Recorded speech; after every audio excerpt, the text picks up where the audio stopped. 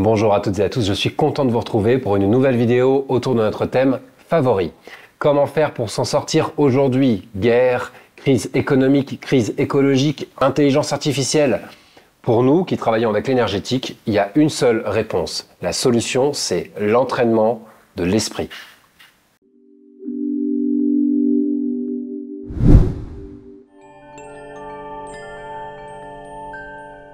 Alors aujourd'hui, bien plus qu'il y a quelques décennies, le concept d'esprit et d'entraînement de l'esprit est devenu incontournable. Vous n'êtes pas obligé d'être abonné à cette chaîne, de faire tous les exercices que je vous propose dans les stages pour avoir entendu parler de la méditation de pleine conscience.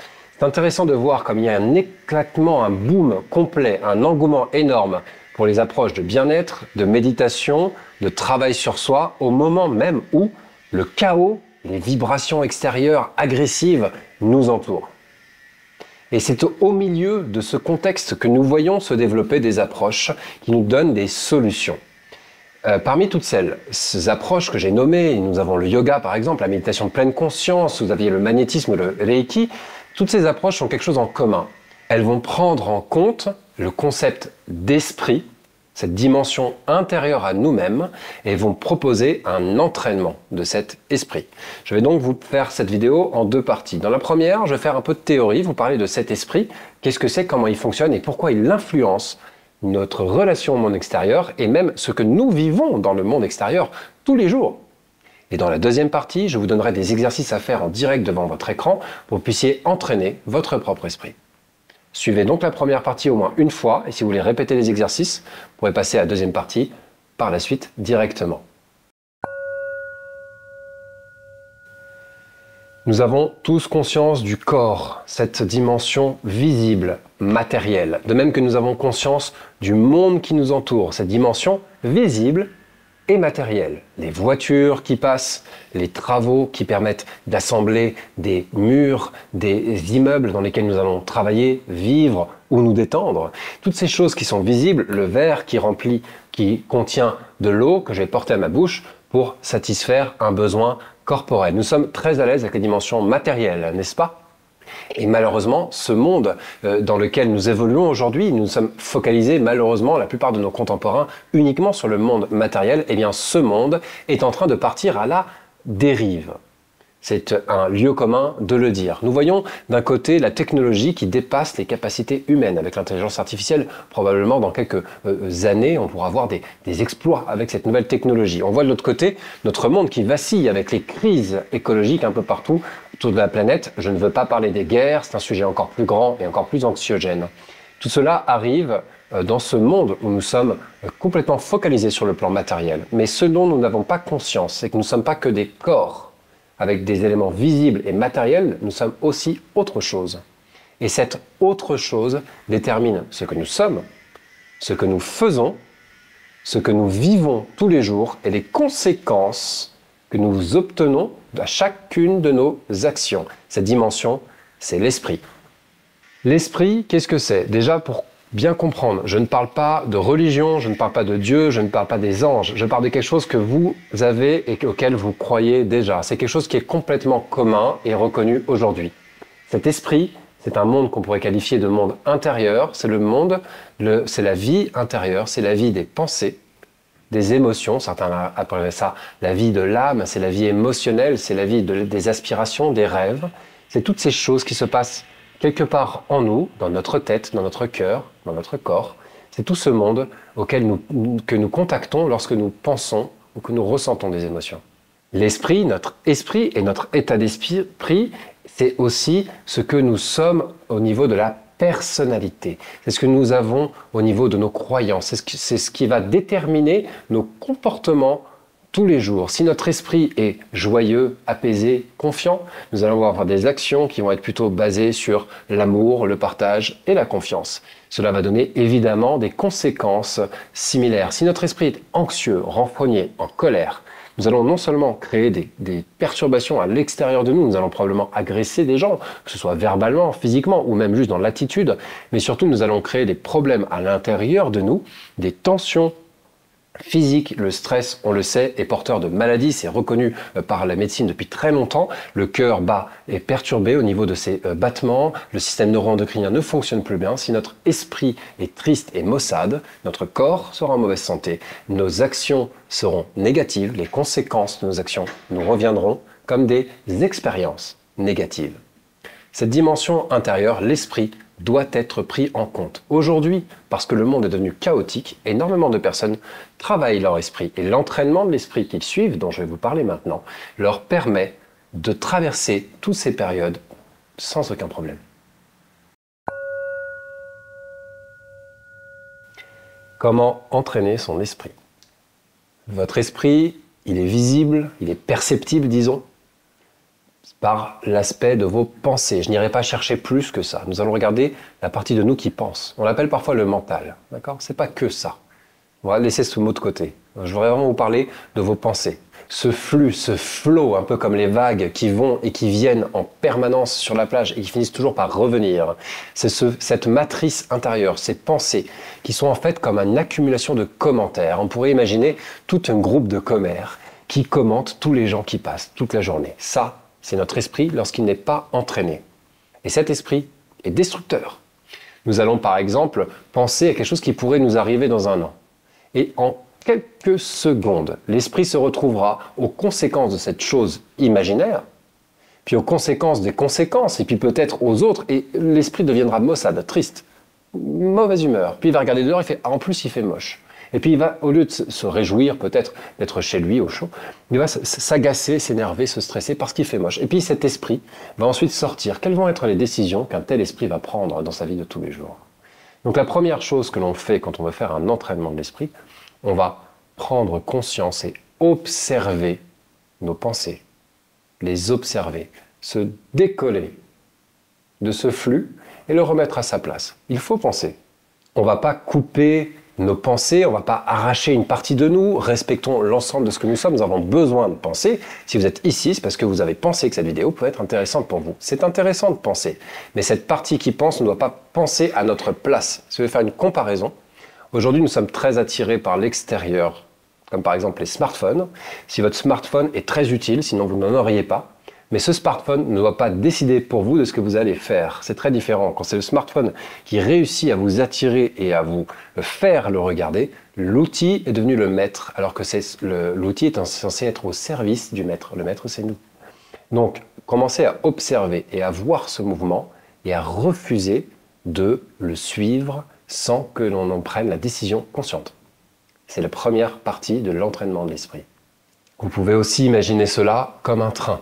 Le train des émotions, puisque les pensées et les émotions sont évidemment liées. Le train de la joie passe, puis voilà le train de la tristesse, puis voilà le train de la colère, le train du dégoût, le train de la peur, revoilà le train de la joie.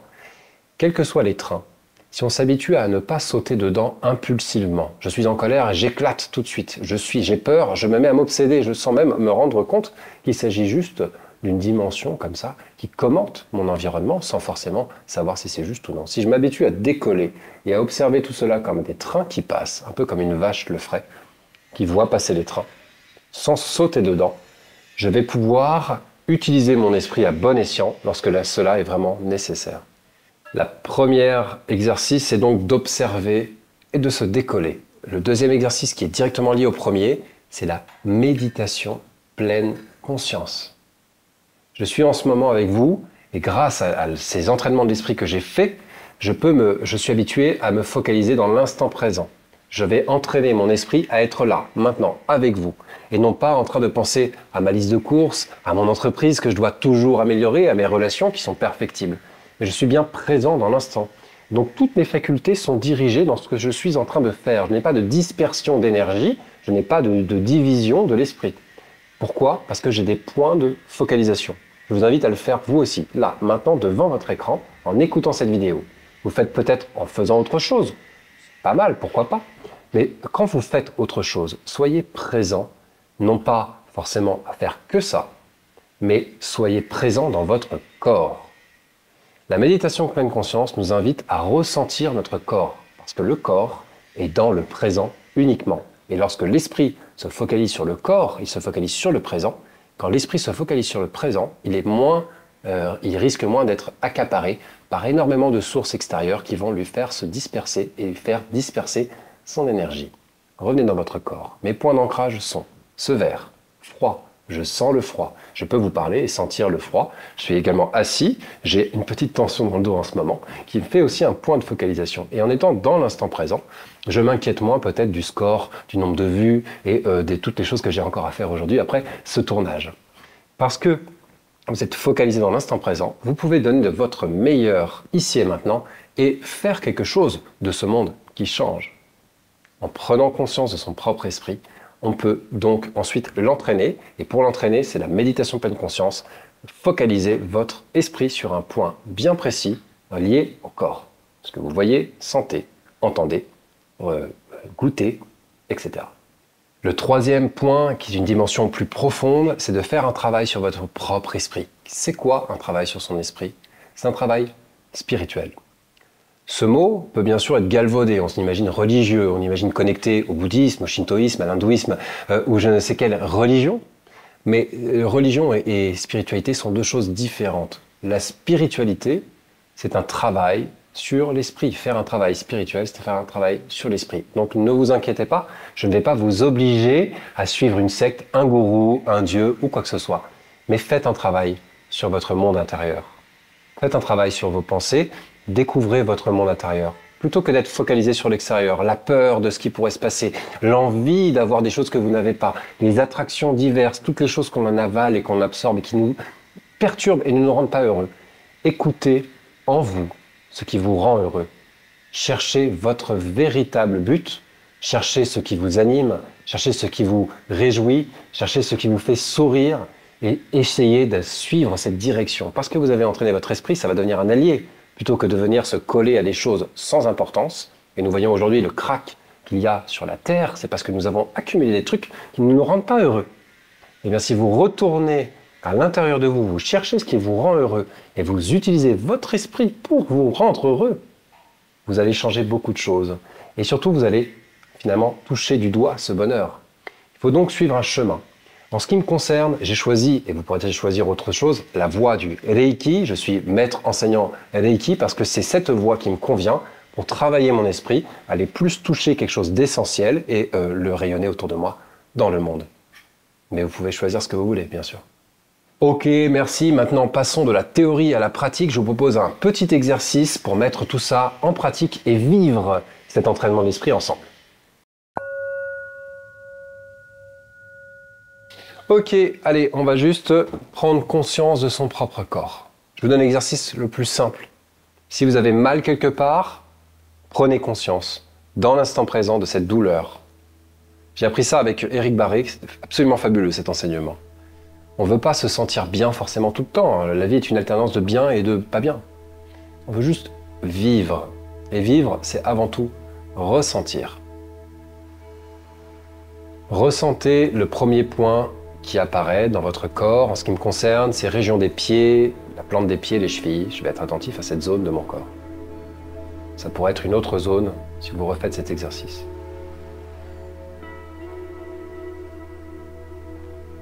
Quelle est la zone du corps que vous sentez? Cherchez les autres points de contact. Si vous êtes allongé, sentez en dessous de vous le matelas.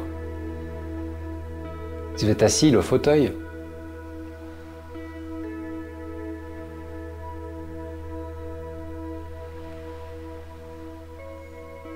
Ressentez la température.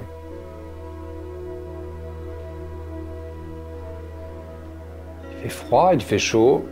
Soyez juste dans la sensation de cette température.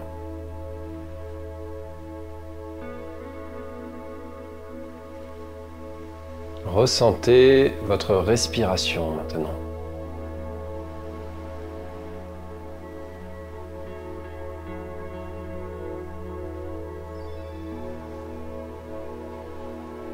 Ressentez votre respiration et laissez tout le reste se produire. Les bruits, il y a beaucoup de bruit pour cet enregistrement et c'est très bien. Méditer dans un environnement perturbé permet de prendre conscience de nos réactions de l'esprit. L'esprit s'agite. Soyez juste attentif aux sensations. S'il y a des bruits, laissez-les passer. vivez-les. Que chaque son vous ramène dans l'instant présent.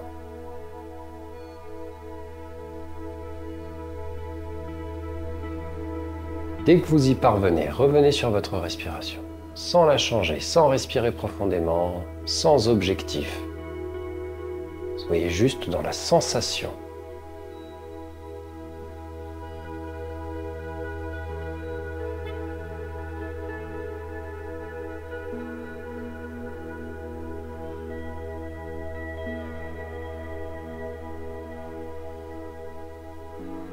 Maintenant, suivez le trajet de l'air. Il entre dans le nez quand vous inspirez, le nez ou la bouche. Soyez attentif à cette sensation, ça frotte dans les sinus, dans la gorge, dans la cage thoracique, ça descend, le diaphragme bouge.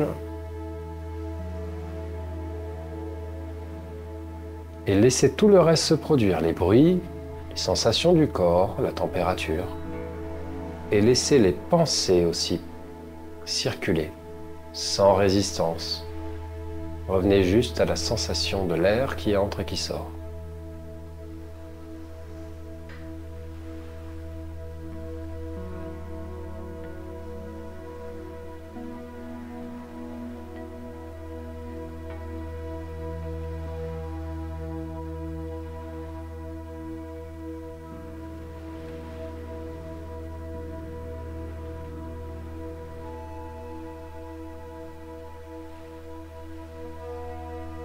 J'inspire, ça frotte dans le nez, dans la gorge, dans les poumons, j'expire. Ça frotte dans la gorge, dans la bouche et observez les pensées. Elles sont nombreuses, hein. Vous en faites pas, c'est normal. L'entraînement de l'esprit, c'est comme l'entraînement du corps. C'est difficile, mais les bénéfices sont gigantesques. Revenez à votre respiration comme un muscle. Chaque fois que l'esprit s'évade, ramenez-le. Il va s'évader une 50aine de fois par seconde. Il n'est pas entraîné pour l'instant. Dès que vous sentez qu'il s'en va, ramenez-le ici sans jugement, avec douceur, comme si vous étiez en train d'élever un enfant, de lui apprendre quelque chose de nouveau. Dès que votre esprit s'évade, revenez à la sensation de l'air.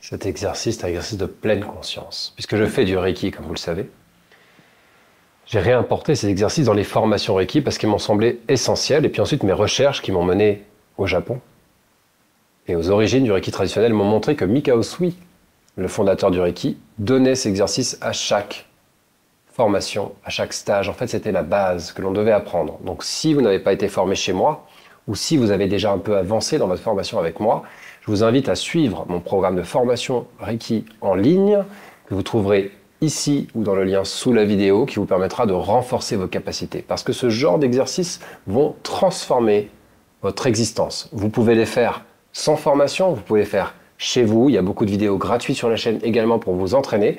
Mais je vous inviterai à prendre un chemin, celui qui vous correspond, et à le suivre, parce que en travaillant votre propre esprit, en l'entraînant, en lui permettant à la fois de s'exprimer dans ce qu'il a de fondamental, mais aussi de s'apaiser lorsque c'est nécessaire, ou de se concentrer lorsqu'il faut le faire, vous verrez des grands changements dans votre vie personnelle. Voilà une vidéo un peu différente de ce que je vous propose d'habitude. J'espère qu'elle vous a plu. Vous pourrez me dire dans les commentaires ce que vous en pensez. Merci de l'avoir suivi jusqu'ici. Et voici la question du jour, bien sûr. Quelle est votre technique d'entraînement de l'esprit préférée? Mettez-la dans les commentaires et discutons ensemble. Je vous remercie d'avoir suivi cette vidéo jusqu'ici et je vous dis à bientôt pour d'autres vidéos sur le même thème. Au revoir. La pratique du Reiki nous fait une grande promesse et cette promesse peut devenir réalité. Et j'ai conçu un système pour vous permettre d'améliorer votre pratique. Ce système est conçu sur toutes les recherches les plus abouties en matière de Reiki, qu'ils soient traditionnels ou modernes. Dans ce programme, en 30 vidéos et 33 cours, je vous enseigne comment intégrer la pratique du Reiki, comment développer vos capacités, améliorer vos résultats et amener votre pratique du Reiki au niveau supérieur. Ce programme de formation est conçu pour que vous le fassiez à votre rythme, chez vous, quand vous pouvez le faire, quand vous êtes disponible. Et en entraînement par des exercices hyper développés, des enseignements jamais encore publiés, d'une pratique du Reiki que nous avons éprouvée à l'école de Reiki intégrative basée sur mes recherches. Cette formation vous permet d'améliorer, de booster vos capacités Reiki, les résultats que vous obtenez par votre pratique et d'aller beaucoup plus loin. Bénéficiez de ce booster d'énergie à faire chez vous. À bientôt.